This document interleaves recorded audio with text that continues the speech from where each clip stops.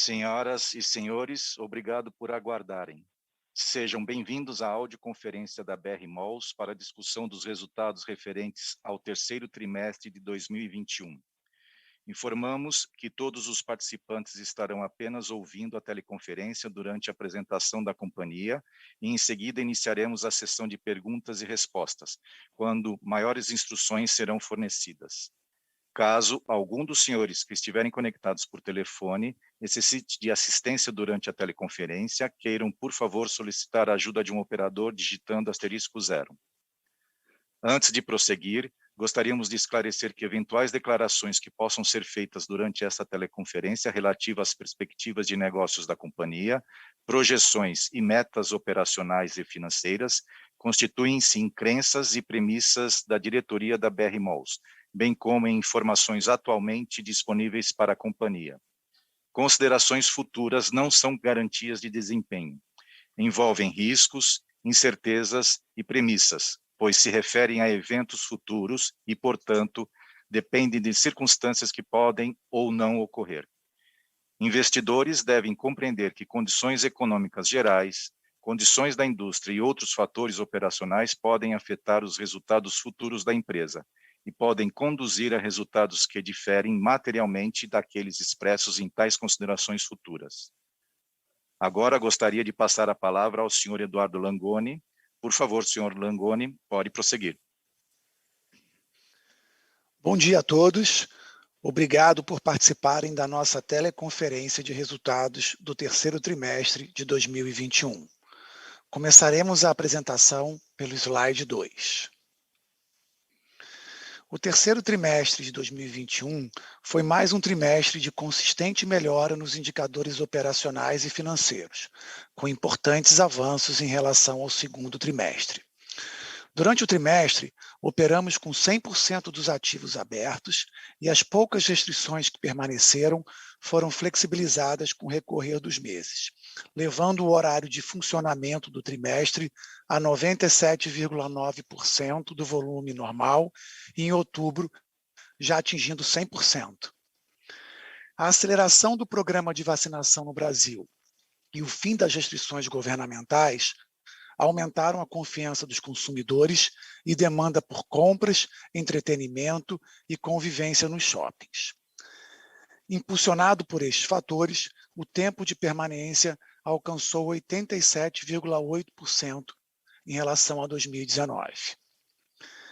As vendas atingiram o patamar de 94,5% dos níveis de 2019 e o fluxo, ainda refletindo o gap em entretenimento, cinemas e eventos, atingiu em setembro 79,7%.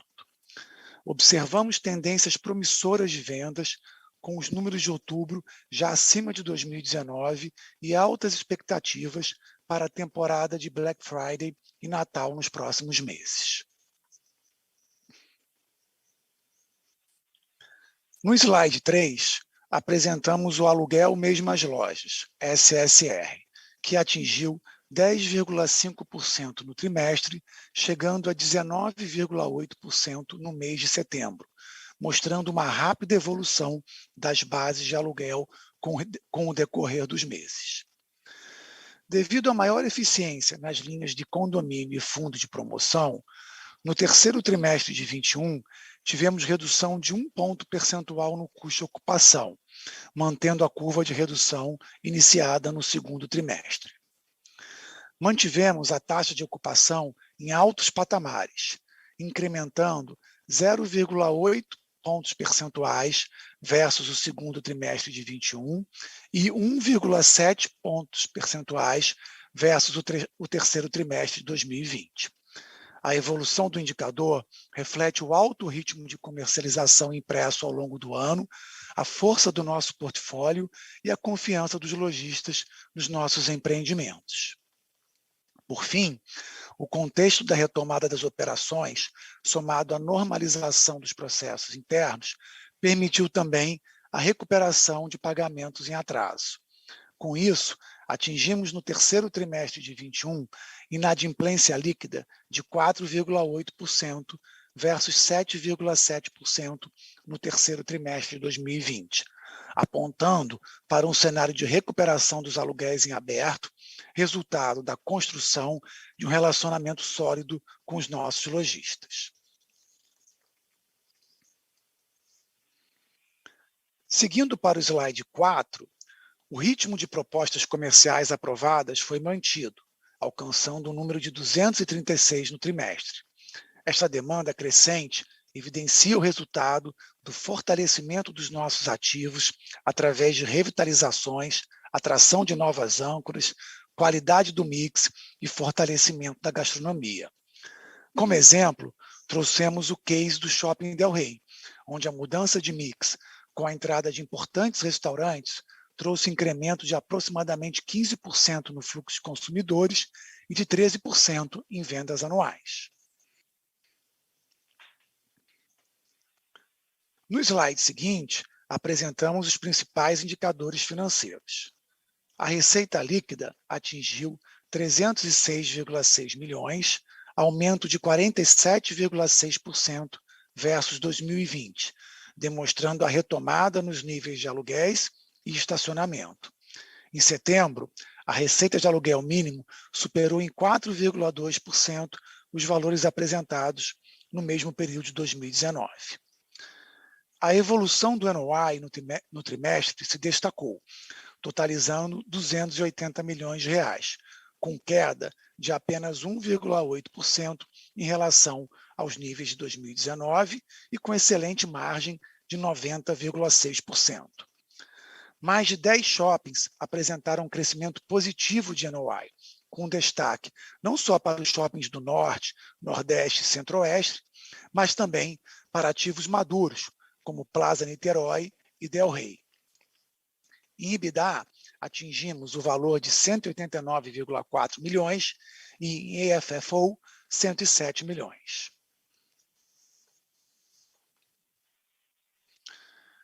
No slide 6, falaremos sobre a estrutura de capital da companhia. Encerramos o trimestre com uma posição de caixa de 1,6 bilhão de reais e com uma dívida bruta de 4,1 bilhões. Em setembro, a companhia renegociou a CCB do Bradesco, que tinha vencimento em abril de 2022, alongando e suavizando o cronograma de amortização. A companhia mantém sua estrutura de capital saudável e sólida posição de liquidez, além de um portfólio de ativos desonerados de alta qualidade. Eu vou passar a palavra agora para o Rui, que vai continuar com a nossa apresentação. Bom dia a todos. Seguindo aqui na apresentação no slide 7, a gente apresenta novamente aqui a evolução do nosso modelo de negócios, que promove a conexão entre os lojistas e consumidores através dos nossos shoppings. A nossa estratégia está baseada em conhecer cada vez mais os nossos clientes, ou seja, os consumidores, lojistas e anunciantes, para aumentarmos a proposta de valor para cada um deles e, por consequência, aumentar o valor do nosso próprio negócio. O primeiro passo para isso é identificarmos os nossos consumidores e entendermos com maior granularidade as transações que acontecem em nossos shoppings. E foi com esse objetivo que implementamos o programa de relacionamento ou de loyalty. Conhecer profundamente o perfil e hábitos de consumo dos nossos clientes vai permitir para a gente aumentar o fluxo, engajamento, recorrência e ticket médio. Posteriormente, a monetização desse esforço vai ocorrer de duas formas. A primeira, uma monetização direta, através da criação de novos produtos de mídia para anunciantes e lojistas, e segundo, indireta, através do aumento do tráfego, o aumento da taxa de ocupação, de vendas e, por consequência, aluguéis. Em paralelo, parte da nossa estratégia também é enriquecer esse pool de soluções com novos canais de vendas, tipo o e-shopping, o assistente de compras por WhatsApp, e também os canais de entregas, e a gente trouxe o detalhamento disso dentro do release. Indo para o slide 8, nesse trimestre a gente mostra aqui as evoluções importantes do programa de relacionamento. Nesse trimestre, ele atingiu o patamar de 237 mil membros ativos ou recorrentes. O engajamento de consumidores e lojistas com o programa de relacionamento tem sido cada vez maior, e atingimos nesse TRI a penetração de 18% do GMV identificado de forma granular, ou seja, nível CPFs, atingida nos top 4 NOI que possuem o programa de relacionamento. No slide 9, apresentamos a evolução de mídia na BR Malls. Enxergamos em mídia uma importante avenida de crescimento e de monetização da nossa estratégia digital. O business de mídia se iniciou para a gente em 2006 e, a partir de 2013, para ganhar escala e usufruir os efeitos de rede, criamos uma diretoria dedicada de mídia e começamos a contratar profissionais com expertise em veículos de comunicação. A partir de 2018, digitalizamos e padronizamos todo o portfólio da companhia. A estratégia ganhou relevância e criamos a Media Malls em 2019, uma subsidiária voltada para a comercialização de mídia em shoppings, não só proprietários, mas também de terceiros. Mídia é um business que precisa de escala, e hoje a Media Malls está presente em 71 shoppings, uma escala relevante para anunciantes, e somos o maior player de mídia em shoppings no Brasil. Neste TRI, fizemos a aquisição da Hello Media, uma empresa especializada em mídia e elevadores residenciais. Atualmente, a receita de mídia representa 4% da receita da companhia, mas a nossa ambição aqui é grande e projetamos um alcance no médio prazo de 20% da receita bruta da BR Malls no futuro. Indo para o slide 10, falar um pouquinho mais sobre a Hello. A Hello comercializa mídia através de tecnologia proprietária em edifícios residenciais. Atualmente possui mais de 4.300 painéis instalados em mais de 2.000 edifícios em 20 cidades brasileiras. Os painéis veiculam conteúdos e anúncios que permitem a comunicação entre o gestor do edifício, ou síndico, e os residentes, e possibilitam também a veiculação de mídia por anunciantes, sejam marcas externas ou lojistas dos nossos shoppings também agora. E a aquisição faz parte da estratégia da companhia, contribuindo para, primeiro, ampliam a dominância dos nossos shoppings nas áreas de influência. Os shoppings vão estar presentes agora na jornada toda dos consumidores, desde as suas residências até dentro dos shoppings. E a gente vai trazer conteúdo, marcas, promoções, as novidades dos shoppings para dentro dos edifícios residenciais mais próximos dos nossos consumidores finais. Em segundo ponto, vai permitir para a gente acelerar, desenvolver novas receitas com alto potencial de crescimento. E terceiro, monetizar o relacionamento que a gente está desenvolvendo dessa forma granular com os consumidores. Vou encerrar agora a primeira parte e, com isso, a gente está disponível para as perguntas e respostas. Iniciaremos agora a sessão de perguntas e respostas, que poderão ser feitas através das linhas telefônicas. Para fazer uma pergunta, por favor, digitem *1 e para retirar a pergunta da lista, digitem *2.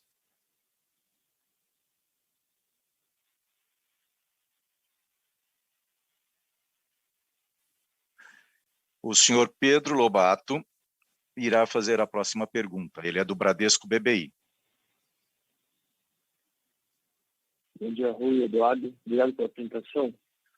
Do meu lado aqui são duas perguntas. A primeira em relação ao M&A.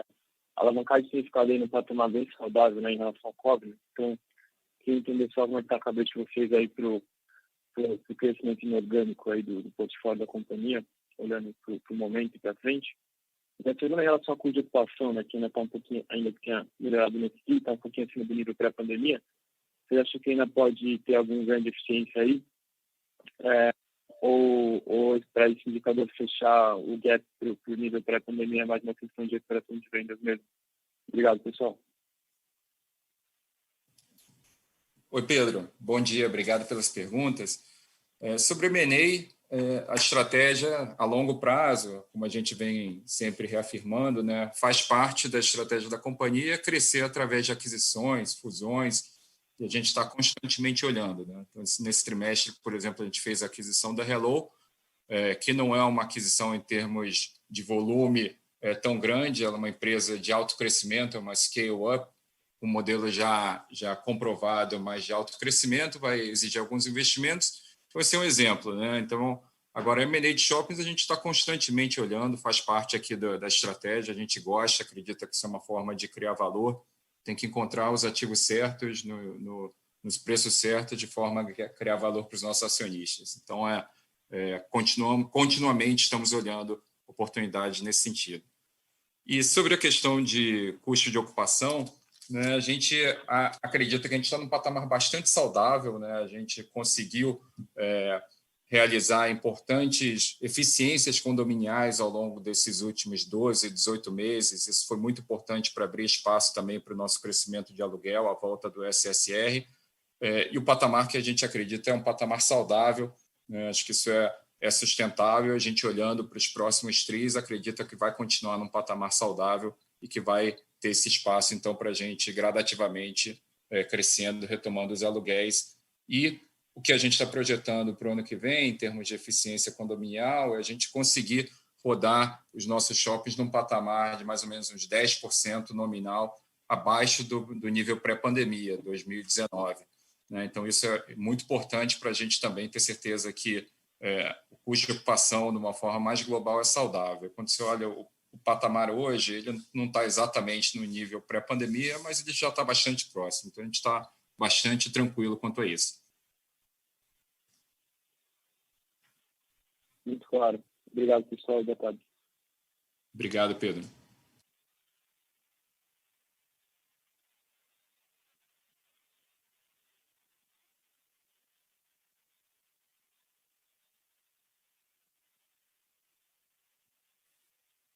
A próxima pergunta vem do senhor Alex Ferraz, do Itaú BBA. Por favor, prossiga.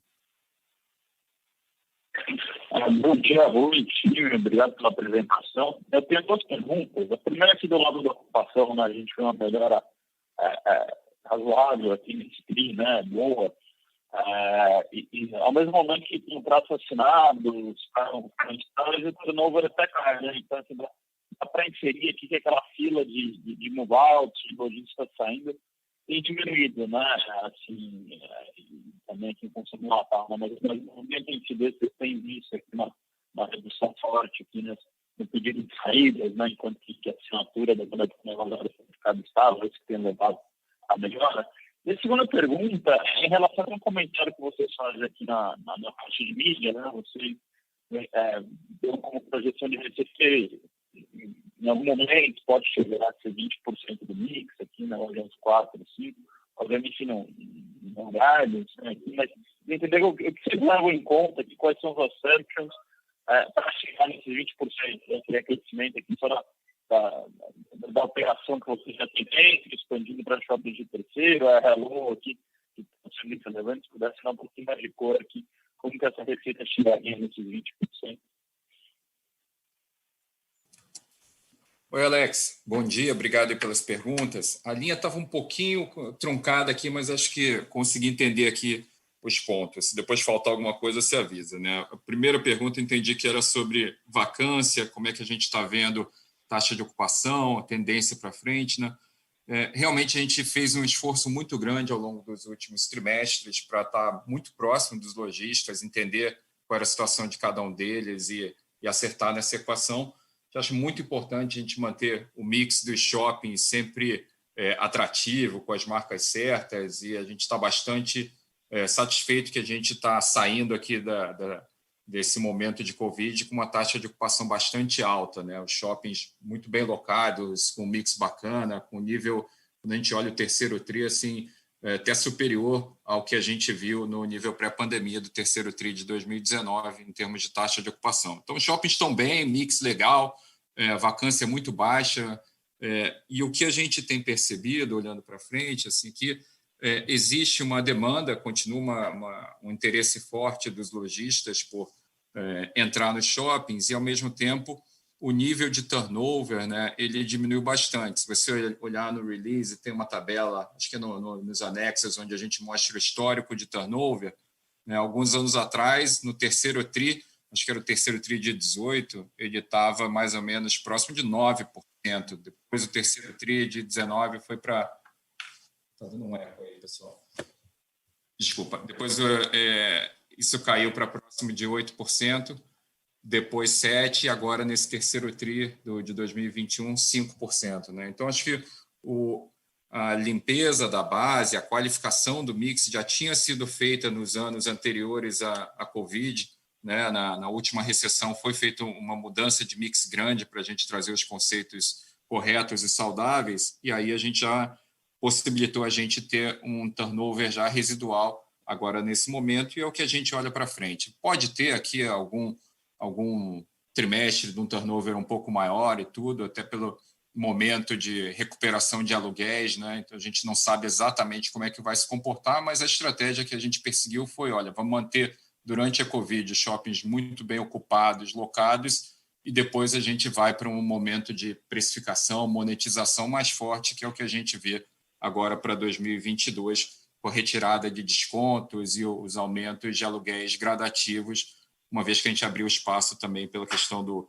custo de ocupação, a redução dos condomínios, como eu comentei na pergunta do Pedro, né?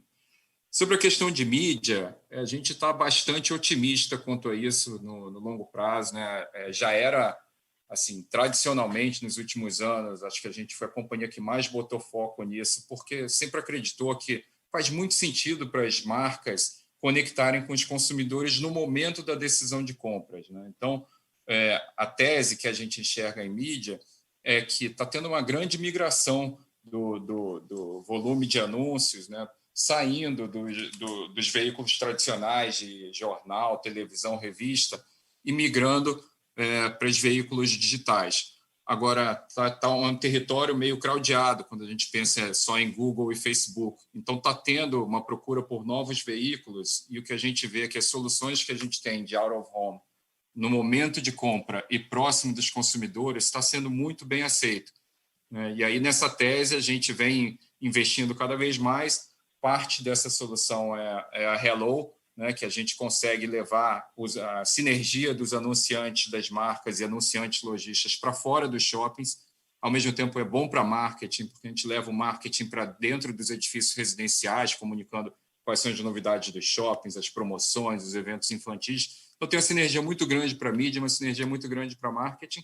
E tem o vetor de Media Malls, né, que é para terceiros e para os shoppings da BR Malls. E tem um outro vetor que é a mídia online, né? À medida que a gente está montando esse CRM super robusto através do programa de loyalty, a gente vai ter oportunidade de conectar as marcas específicas com os consumidores daquele perfil. Então, digamos, um lojista do segmento de esportes que queira conectar, fazer anúncios e divulgar a sua marca especificamente para os consumidores adeptos a esporte no entorno dos nossos shoppings. A gente vai ter isso como um banco de dados e vai poder aproveitar isso para monetizar todo o esforço também de loyalty da estratégia digital. Então, para chegar nos 20%, é uma combinação desses fatores. Parte é da mídia digital tradicional que a gente tem dentro dos nossos próprios shoppings, parte é da mídia de Media Malls, que vem também alavancado pelas FIIs que a gente cobra da veiculação no shopping de terceiros. Parte vai ser da Hello no residencial, que é um business que está crescendo bastante rápido, e a parte vai ser de mídia online, alavancando em cima desse conhecimento e relacionamento granular dos consumidores, né? Para isso, a gente montou um time de mídia bastante robusto, uma área comercial bastante grande, para ser relevante perante as agências, né?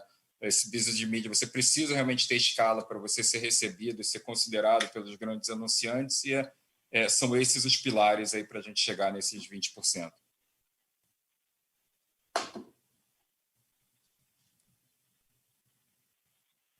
Ótimo, Rui, ficou muito claro. Obrigado. Obrigado, Alex. A próxima pergunta vem de Fanny Orengue, do Santander. Por favor, prossiga, Fanny. Obrigada pela pergunta. Bom dia, bom dia, Pina. Tenho duas perguntas. Primeiro, você falou essa pergunta do Alex com relação à mídia. A gente sabe que custo de anúncios, né, em mídia social, o preço subiu muito, né? Então, não sei se poderiam dar na magnitude como o custo de vocês, né, para anunciar nos shoppings, né, os veículos aí da Hello, compara com essa mídia social, né? Ainda mais principalmente agora que a vida está voltando ao normal, as pessoas saindo, tudo se voltando para a rua, né? Então, essa é a minha primeira pergunta. Segundo, com relação aos pontos do resultado, que a gente menciona um write-off de projetos, né? E não ficou muito bem claro o que seria esse write-off. Comentar um pouquinho disso, e também com relação à perda de dívida de clientes que vocês também mencionam no livro. Seriam essas as perguntas. Obrigada, professor. Oi, Fanny, bom dia. A ligação estava bastante truncada. Me dá só um segundo aqui para eu ver aqui com o pessoal se eles conseguiram entender. O que eu entendi da primeira era que é alguma coisa de mídia, o segundo do write-off, mas me dá um segundo aqui, peraí. É que eu repita?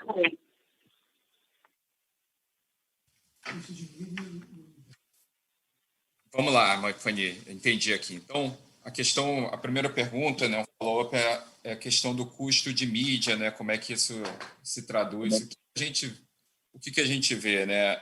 Realmente, por conta dessa migração de veículos, e especialmente nesses últimos 2 anos, né, uma demanda muito grande pelos veículos tradicionais, mas é muito concentrado isso em Google e Facebook, que se tornou quase proibitivo para a maioria das marcas, né, um negócio que deixa de ser rentável para eles como anunciante, né? Então, o CAC, nesse sentido, ficou muito caro para você depender somente de Google e Facebook. E aí o que a gente vê, então, as marcas cada vez mais olhando, os lojistas já olhavam isso, né? E os lojistas começaram a olhar que a loja física funciona não só como ponto de venda, mas como um ponto de aquisição de novos consumidores, ou seja, a loja também cumpre um papel de CAC. Então, eles começam a olhar cada vez mais o que está acontecendo localmente, no ambiente físico, como sendo uma das soluções para eles divulgarem as marcas e adquirirem novos consumidores. Nesse sentido, a mídia de shopping começa a ser enxergada como sendo uma alternativa muito eficiente, porque ele cumpre esse papel de divulgar a marca, cumpre o papel de ajudar na aquisição de consumidores, né, e cumpre o papel também deles ativarem, muitas vezes, ali em loco no momento da decisão de compras, né, seja via estandes ou via painéis. Então, a gente viu um interesse crescente por isso nos últimos 2 anos, e do ponto de vista de Hello, isso ajuda muito também, porque é uma mídia que, no relativa, ainda tem um custo muito baixo para um benefício bastante segmentado, né? Você consegue, como anunciante, segmentar exatamente em quais CEPs você quer estar, em qual prédio você quer anunciar. Então, a tecnologia permite isso da Hello e você consegue, então, ser muito assertivo e melhorar bastante a taxa de conversão. Então, acho que isso tem sido aprendizados importantes que a gente viu, e acho que toda essa tendência de digitalização e a migração do bolo publicitário para esse tipo de veículo vai ser um tailwind importante agora que a gente montou as plataformas, seja de Media Malls ou de Hello, né? E sobre a segunda pergunta, né, do impairment, do write-off, isso aí se refere a projetos de desenvolvimento, ou seja, greenfields, expansões. A gente fez uma revisão aqui de alguns desses projetos, e esse efeito é um efeito não caixa, isso é importante ressaltar, né? Efeito não caixa, e que a gente realiza essas revisões de tempos em tempos, e quando a gente percebe que existe qualquer impairment, a gente registra isso como foi feito nesse caso. Então, se referem especificamente não aos shoppings em funcionamento, mas sim a alguns projetos em desenvolvimento. E com relação, obrigada, Rui. E com relação também, você menciona a perda de dívida também, né? Eu não entender um pouquinho o que seria a magnitude, né? Você pode elaborar sobre isso. Fanny, desculpa, a ligação está muito ruim. Depois a gente vai até conversar aqui com a equipe técnica para melhorar para o próximo call, mas a gente não conseguiu entender a sua pergunta. Está mais claro agora, Rui? Sim, melhorou. Obrigado. Não, imagina.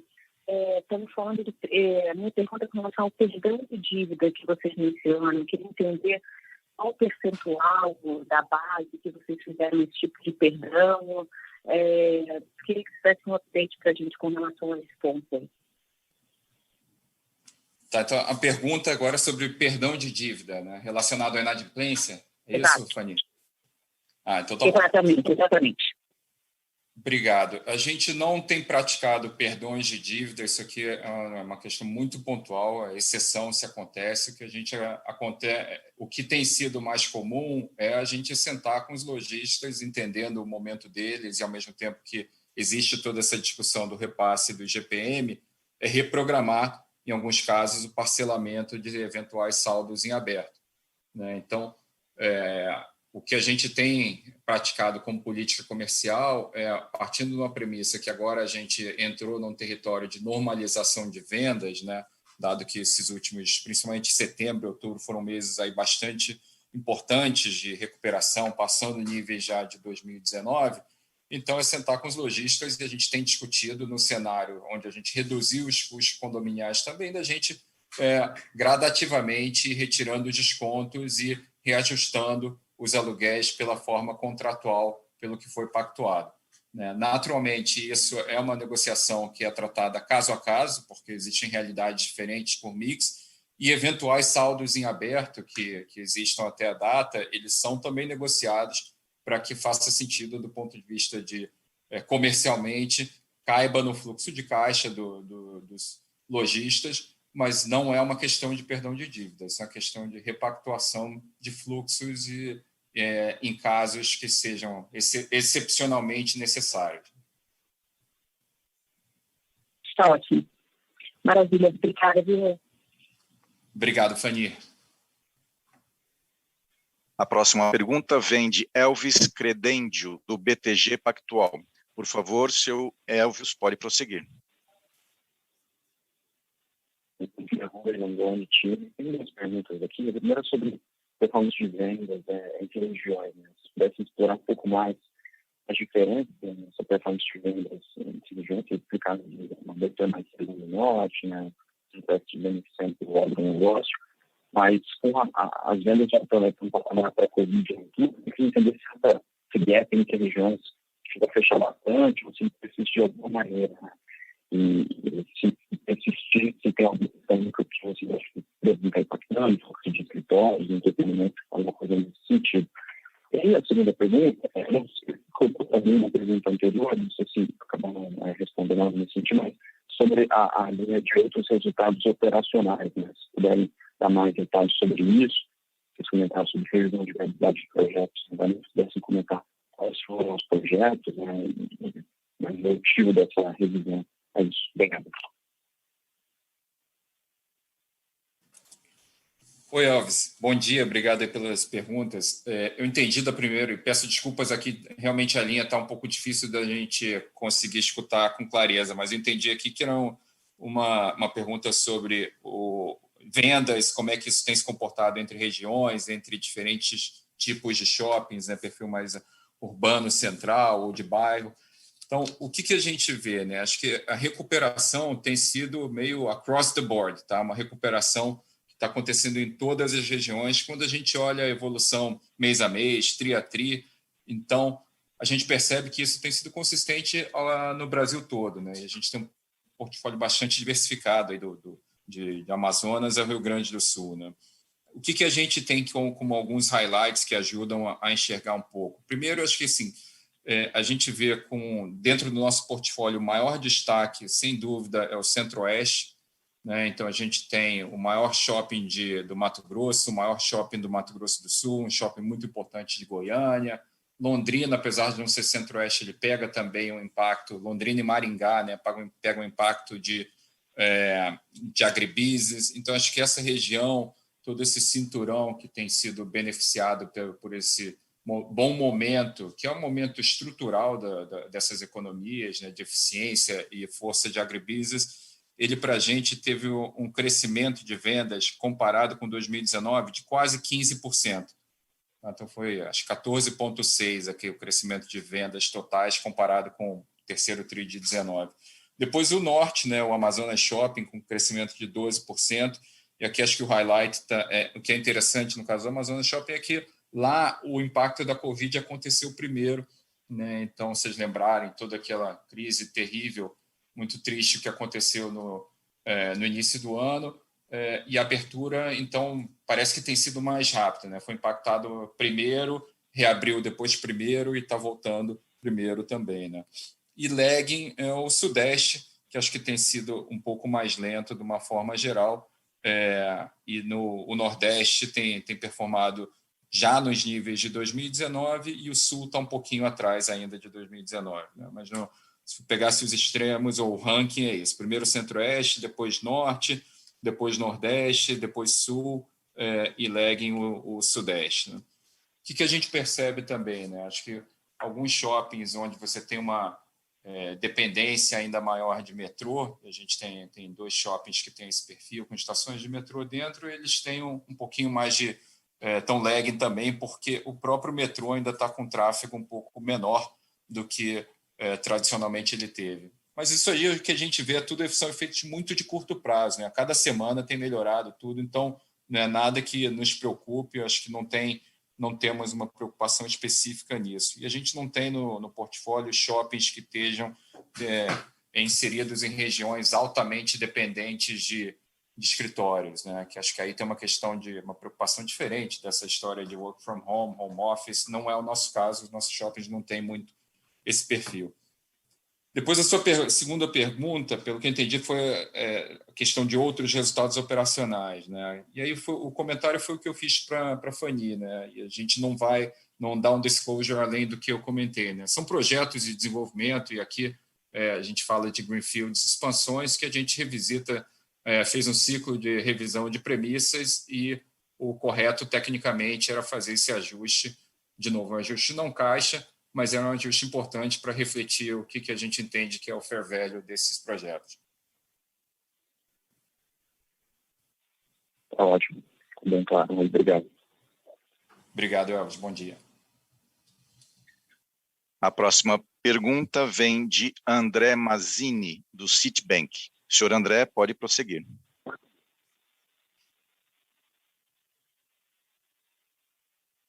Oi, Rui Langoni, obrigado pelo call. A minha primeira pergunta sobre a Delivery Center, né, que é a única coisa que passa ali na linha de equivalência de vocês. Ela está meio estabilizada, ali negativo em 10 milhões, alguns tris. Se vocês pudessem falar um pouquinho da própria Delivery, né? Claro que empresas de crescimento tipicamente tem bottom line negativo, mas a Delivery já tem seus 3 anos e pouco, então fala um pouco do caminho para a lucratividade da Delivery, quando é que vocês acham que pode chegar lá, e se ela está entregando os KPIs que vocês imaginavam lá atrás nos primeiros rounds de investimento. E eu lembro que a própria Delivery mesmo, ela quis sair dessa guerra de CAC, né, de ter aplicativo e focar só no fulfillment, o que deveria contribuir para a rentabilidade, mas pelo menos o bottom line ainda tá negativo. Então fala um pouco dela, enfim, se ela vai estabilizar, se vai continuar crescendo muito, que a gente pode esperar para essa linha de equivalência. E a outra parte, de fato, tentar perguntar de algum outro ângulo aqui, a parte dos outros resultados, como é que vocês olham para as expansões, né? Porque ali, se não me engano, foi Tamboré, Tijuca e Norte, né? Isso que tá lá no ETR. Vocês, enfim, têm uma meta de... Vocês acham que o IRR não das expansões, perdão, mas do redevelopment, né? Que tem muito redevelopment ali, não necessariamente aumento de ADL, né? Mas como é que vocês olham para esse CAPEX gasto, né? Às vezes é até difícil, dado que é um CAPEX de melhora do shopping, não de aumento de área, né? Como é que vocês imaginam que esse negócio vai aumentar a rentabilidade do shopping? E se dá para pensar em algum yield on cost ou IRR para o dinheiro que é gasto, não para aumentar a área, mas para melhorar um shopping e deixar ele mais dominante, né? Assim, o processo de pensamento quando vocês vão fazer o budget para esse tipo de melhora, né, de redevelopment. Obrigado. Oi, Mazzini. Bom dia, obrigado pelas perguntas, né? Primeiro, sobre Delivery Center, né? Acho que é uma parte das nossas estratégias digitais que tem a ver com a questão de omnichannel, questão de ter um last mile eficiente, conectar os lojistas com marketplaces de terceiros. E a gente não pode comentar muito além disso, né? A gente é um dos acionistas lá, mas acho que as perguntas sobre o futuro, sobre estratégia, é melhor fazer diretamente lá para o time da Delivery Center. A gente vê que isso teve uma aceitação bastante importante para os lojistas. A tese é uma tese que é importante para o longo prazo, essa de conectar goods e foods com marketplaces e novos canais de vendas e apoiá-los nessa questão de logística last mile. Acho que tudo isso, acho que é uma tese que hoje em dia está cada vez mais consolidada e a Delivery tem as oportunidades e desafios particulares que acho que é melhor comentar diretamente lá com a própria companhia, né? Sobre a questão de outros resultados, o que eu posso te comentar aqui que não são apenas esses projetos que você comentou, tá? Por exemplo, vou te dar um exemplo de um outro que faz parte desse pool de desenvolvimento, que é a expansão do Norte Shopping, um terreno que a gente tem lá, já no nosso Land Bank para desenvolver um multiuso junto com residencial, comercial e, às vezes, revisões desses projetos podem trazer impactos. Então, não são específicos a retrofit, e sim a projetos em desenvolvimento mesmo, expansões, greenfields.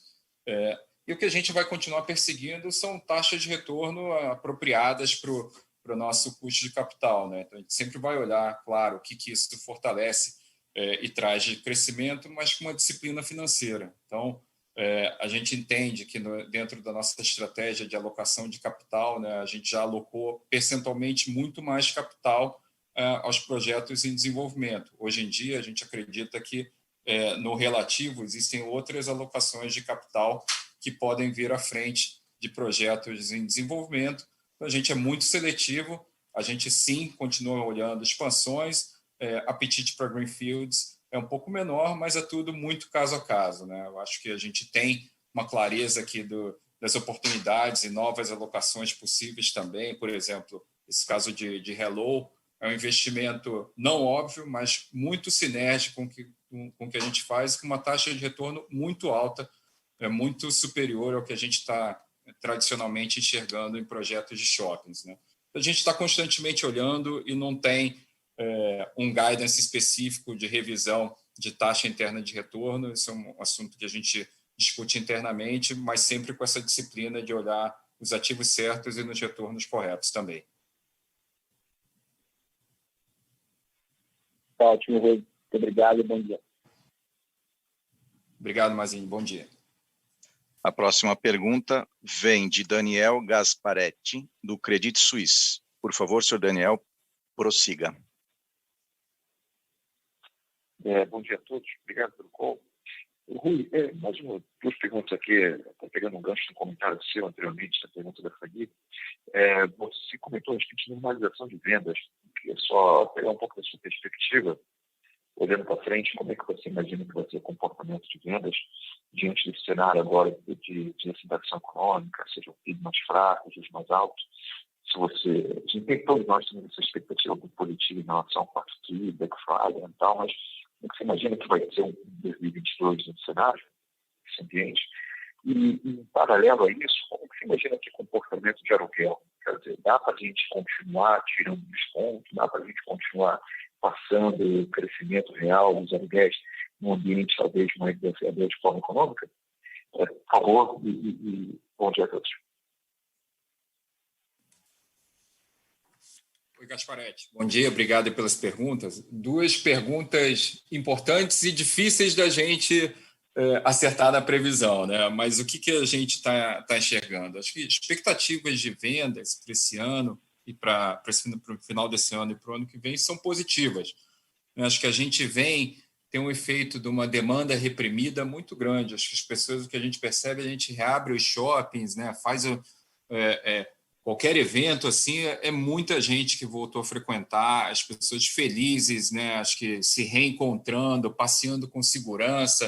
Se a gente pensar que, infelizmente, no relativo às ruas ficaram mais difíceis, mais desorganizadas, talvez menos seguras. Então, o shopping, num ambiente que as pessoas têm uma preocupação com organização, com segurança, acho que são oásis ainda mais fortes para a população toda, né? Isso que a gente vem percebendo nos nossos shoppings e a gente tem alavancado muito esse momento desse retorno e a expectativa que a gente tem para o final desse ano, então, é uma expectativa bastante positiva, que acho que vai ser um dos melhores natais aí da história nossa, alavancado exatamente porque as pessoas querem reencontrar, né?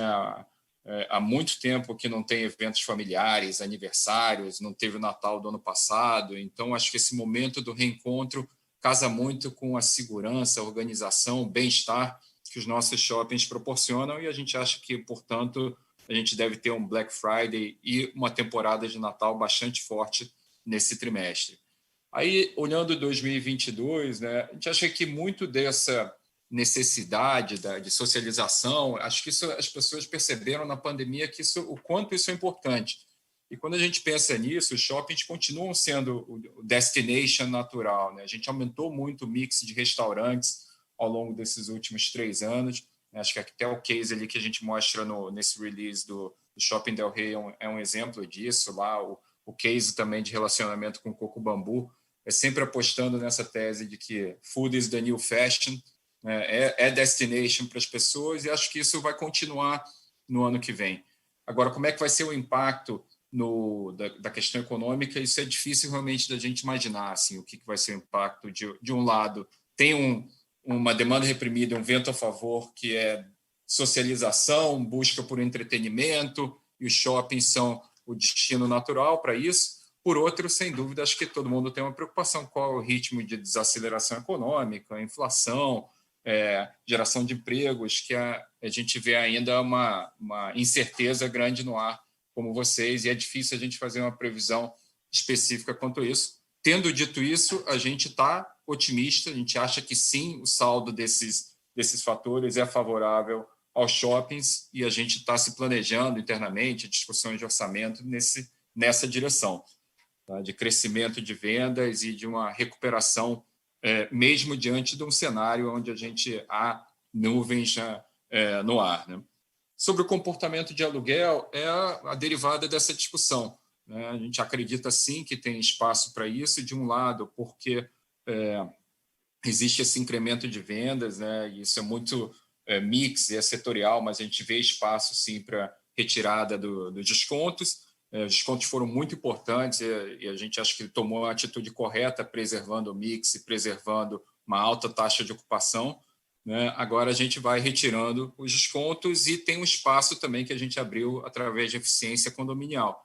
Então, acho que a combinação de vendas recuperando, um condomínio mais eficiente, acho que é importante também mencionar, né, os lojistas enxergando a complementariedade de novos canais de venda, ou seja, usar as nossas lojas para ship from store, né, atender o bairro no frete com bastante eficiente, e, ao mesmo tempo, eles olharem o papel da loja como um papel de ajudar no click and collect, ajudar a adquirir novos consumidores. Você acha que a reestruturação que a gente fez do portfólio em 2019, né, com a venda de ativos non-core, deixou a gente muito preparado para esse momento da retomada, ou seja, shoppings fortes, com vendedores, alta taxa de ocupação, eficiente do ponto de vista de condomínio, e aí permite a gente ir retirando gradativamente os descontos e normalizando os aluguéis e respeitando os contratos em termos de reajuste.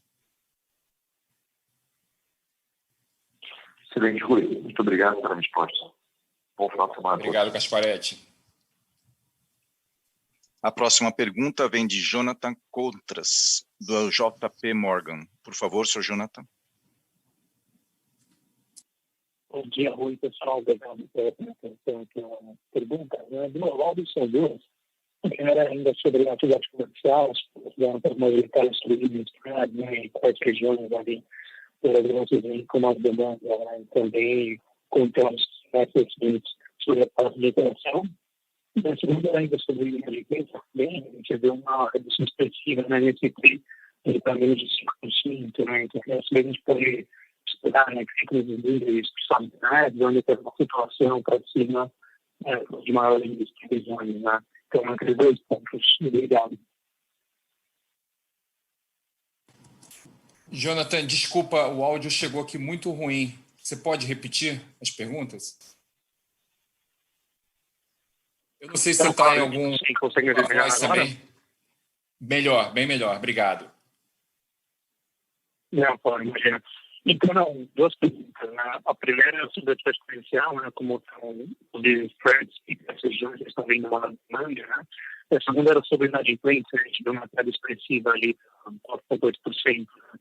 Desse semestre, para saber se a ordem agora, talvez nos próximos trimestres, vocês veem algum risco de provisão, um risco maior dentro de uma dor de cabeça, digamos. Obrigado. Jonathan, obrigado por repetir, ficou bem mais claro aqui. Sobre a questão de atividade comercial, né, a gente vê uma atividade bastante intensa, né? A gente está com o time na rua, conversando e aproveitando o momento também. Acho que todos os lojistas olhando a retomada, né, se havia alguma incerteza alguns trimestres atrás sobre o que ia acontecer com o comportamento do consumidor. Acho que está muito claro para todo mundo que é muito importante ter uma presença física, e a presença física no varejo brasileiro é nos shoppings, e os bons shoppings estão com uma demanda muito forte, né? Assim que a gente enxerga todo o nosso portfólio.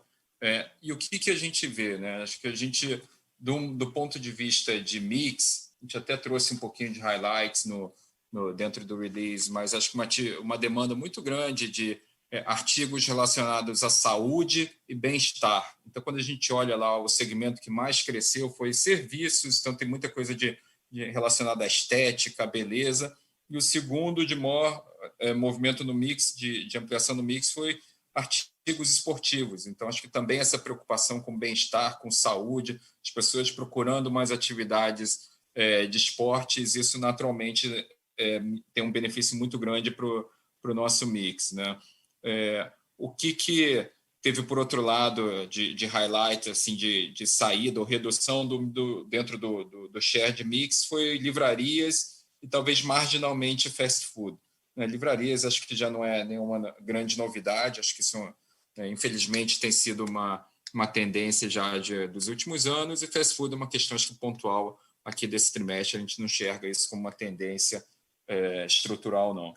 Então, a atividade continua bastante forte, acho que impulsionada por isso, vestuário também voltando com força, a demanda de franqueados, e os franqueados continuam com um interesse bastante grande, né? Então, leasing spreads nesse cenário de oferta e demanda, né? Leasing spread normalmente o principal fator é supply and demand, né? E o que a gente vê, e foi por isso que a gente também adotou a estratégia, foi, olha, vamos manter os nossos shoppings bem locados, com uma taxa de ocupação alta. Isso naturalmente tem uma oferta de ABL vaga bastante limitada, né? Vamos arredondando aqui, a gente está falando de 2% só de ABL vaga. Então, uma oferta muito limitada e uma demanda saudável, em patamares muito próximos já de pré-Covid. Isso naturalmente a gente vai equilibrando e ajustando em lease spreads, né? Então, os lease spreads estão positivos, né? Acho que a gente tem sempre que a gente tem uma troca, a gente tem uma questão de carência durante o período de obras, mas isso é de praxe, é normal, mas quando a gente olha a vida do contrato, são leasing spreads positivos, e a gente está otimista nesse sentido. Acho que a gente fez o dever de casa de revitalizações, de melhorar a ancoragem, melhorar a gastronomia, acho que isso é percebido já pelos lojistas, e quando eles projetam também o que são as soluções digitais hoje e o que elas vão ser daqui a 3 anos, eles dão uma confiança muito grande na hora deles escolherem localmente, né, para qual shopping eles vão. A gente fala muito, né, que, olha, dentro do universo todo, o e-commerce é 5% ou 10%, mas 90% é o varejo local. Essa é a nossa competição. Então, se a gente for melhor do que a competição local, seja de rua ou de outros shoppings, a gente vai driveando mais demanda. E, nesse sentido, as novas soluções digitais, num contrato de 5, às vezes 10 anos, é muito importante para a tomada de decisão do lojista de onde ele quer inaugurar, escolher a próxima loja dele. Então, a demanda está muito boa, a gente acha que isso se sustenta aí por conta do que eu comentei aqui. Sobre inadimplência, realmente a gente teve uma melhora muito grande em relação ao segundo TRI.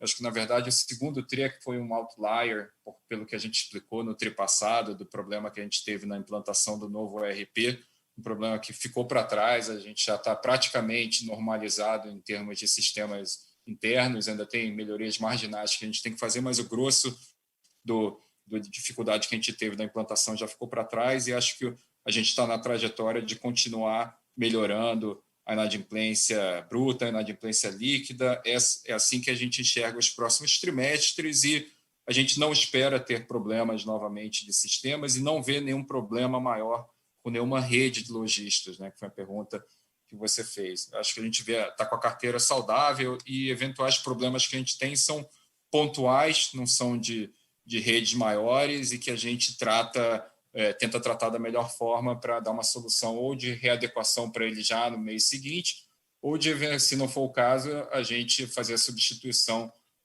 desse eventual lojista. Mas a gente está bastante confiante também na melhora da inadimplência para os próximos meses. Não, perfeito. Obrigado, Rui. Bom final de semana. Obrigado, Jonathan. Você também. Não havendo mais perguntas, retornamos a palavra ao senhor Rui Kamayama para as considerações finais. Por favor, senhor Rui.